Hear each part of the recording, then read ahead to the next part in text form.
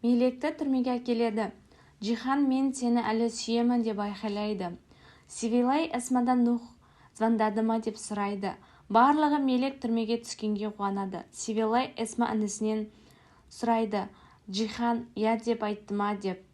Я деген соң көңілі түсіп кетеді. Нух адамдарынан Джихан қайда екенін сұрап алады. Қаруын алып шығады. Алдынан таксин шығып кедергі болады. Сен де түрмеге түскің келе ме деп. Сумруға баласы Асад келеді. Сен неге такси мен Нухтың қасындасың дейді. Сумру қатты ұрсады. Мен сенің анамын, жай сөйле дейді. Асад жұмысындағы әйнектерді сындырып кетеді. Енді сен менің анам емессің дейді. Нух Мелекке келеді. Мен кінәлімін, барлық видеозапис бар. Нух содан кейін қарындасына біз сені құтқарып аламыз дейді. Сумру мен бастығы сөйлеседі. Уайымдама әйнектерді деп айтады. Таксин Мелекке келеді. Сен жалғыз емессің дейді. Өз-өзіне қара деп кетеді. Севилай мен Джихан ұрысып жатады. Мелек енді түрмеде отырады. Қалай істедің? Неге айттың дейді. Нух Эсмамен сөйлеседі. Мен Севилайды сағындым, сәлем айт дейді. Хат береді, гүл береді. Севилай хатты оқиды, жылап күліп отырады. Мелек түрмеге жүрегі айниды. Қасындағылары көмектесіп жүреді. Сумру қызын ойлап жылап жатады. Мелек те, Джихан да, Севилай да, Нух та барлығы қайғырып ойланып тұрады. Джихан кеңсесіне келеді. Асаттың бұлықтарын естіп ашуланады. Кеңсеге Нух та келеді. Бұл менің қонақ үйім дейді Джиханға. Саған бұл қонақ үйді сенің таксин аған алып берді ма дейді. Осы кезде Самет пен Асад та келеді. Нухты көріп ашуланады. Содан кейін Самет үйіне келіп, хикмет пен хикаятқа айтып жатады. Нух біздің енді серіктесіміз болыпты дейді. Оны естіп Севилай қатты қуанып тұрады.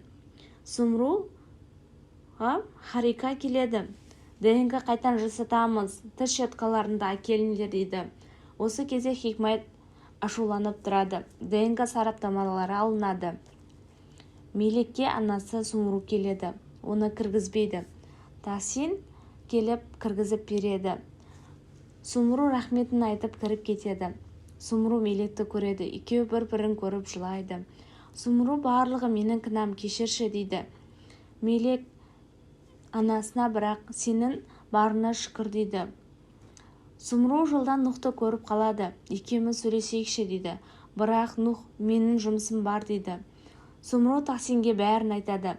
Самет менің тұрып жатқан үйімді бұзды дейді. Мелекке Нух келеді.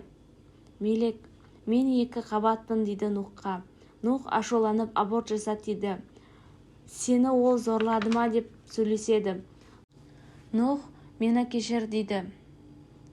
Мен сендерді қорғай алмадым дейді. Мелек, бұл балада мен бәрібір бас тартпаймын дейді. Содан кейін Нух ойланып, мен сендерді қорғаймын, қастарында боламын дейді. Нух келіп Таксинге Мелектің 2 қабат екенін айтады. Екеуі сөйлесіп отырады. Биньямин мен Жанан гинекологияға келеді.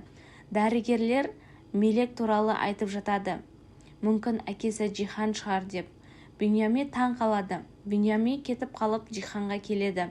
Мелек 2 қабат дейді.